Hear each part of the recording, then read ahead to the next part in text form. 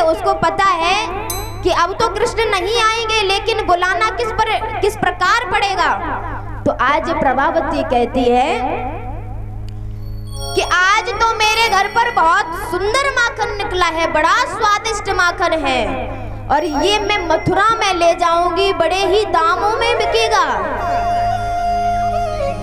जब यही कहती है तो जो मनसुखा है वो आज प्रभावती बात कह रही थी, उनकी बातों को सुन करके प्रभु से कह देता है। तो प्रभु कहते हैं कि शायद है प्रभावती कुछ चालाकी कर रही है, ऐसे नहीं जाएंगे।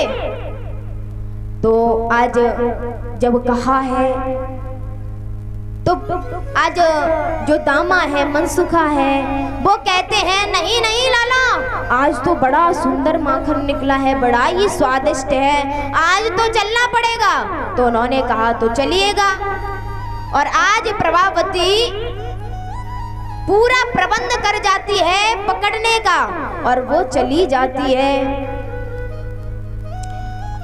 जब यहाँ चली जाती है तो आज कृष्ण की मित्र मंडली आती है। मित्र मंडली आकर के आज प्रभु ने घर में प्रवेश किया है, और प्रवेश करके आज प्रभु जैसे ही हांडी पर दृष्टि जाती है तो प्रभु ने कहा, देखो मैंने कहा था कि प्रभावती बड़ी चालाक है। और मैं भक्तों से कहना चाहूंगी, कथा पीछे नहीं हो रही है, कथा तो आगे हो रही है, तो आगे ही दृष्टि रखिएगा। तो आज जैसे ही प्रभु ने कहा कि चलो ठीक है, आज घंटी से कह दिया है प्रभु ने कि तुम बजना नहीं, जब तक मैं माखन ना खा लूं, भोग ना लगा लूं तब तक। तो उसने कहा कि ठीक है। और आज प्रभु ने माखन निकालने के लिए हांडी में हाथ डाला है, यहाँ घंटी नहीं बजती है। आज प्रभु ने ग्वाल वालों को खिलाया है माखन, घंटी नहीं बजी है।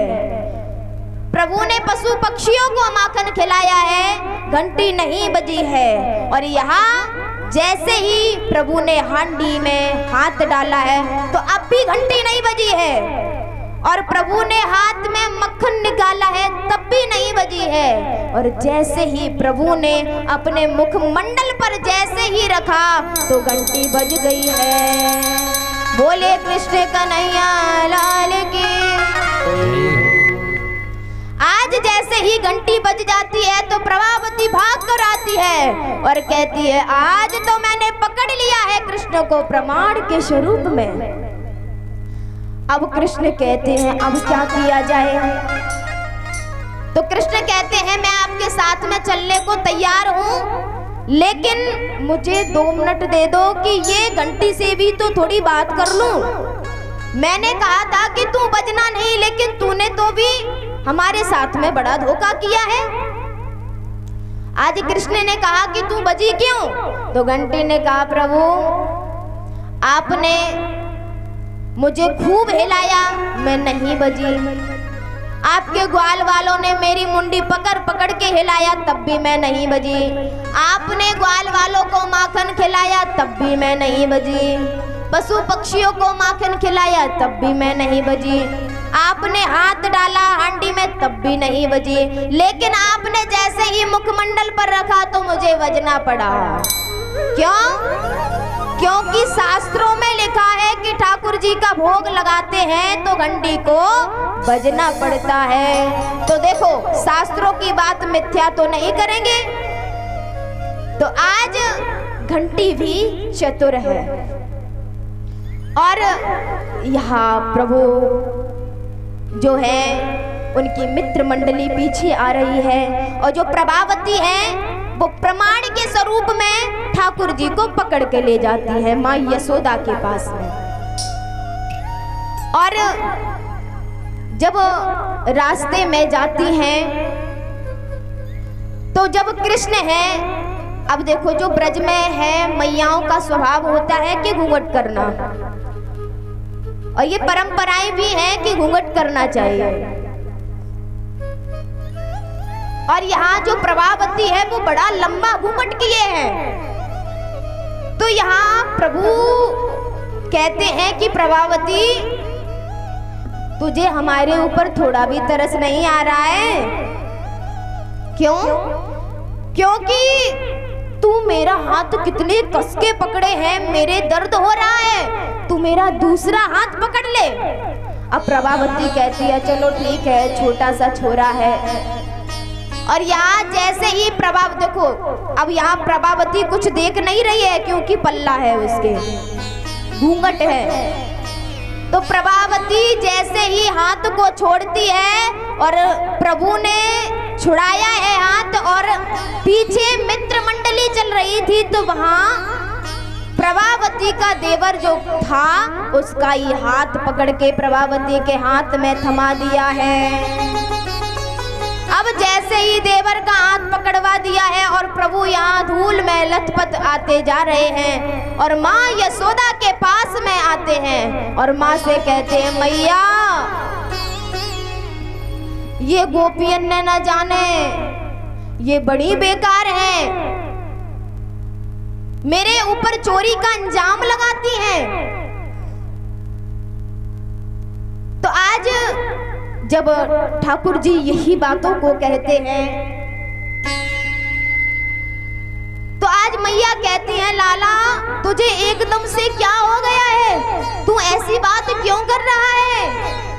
अब कहते हैं जो कृष्ण है वो कहते हैं मैया ये गोपियां बड़ी बेकार हैं, अभी देखना ये झूठ मूठ का ही हमें चोर बना रही हैं, ये आ रही हैं। तो उन्होंने कहा कि मुझे लाला पर बड़ा विश्वास है कि हमारा लाला चोरी नहीं करता है।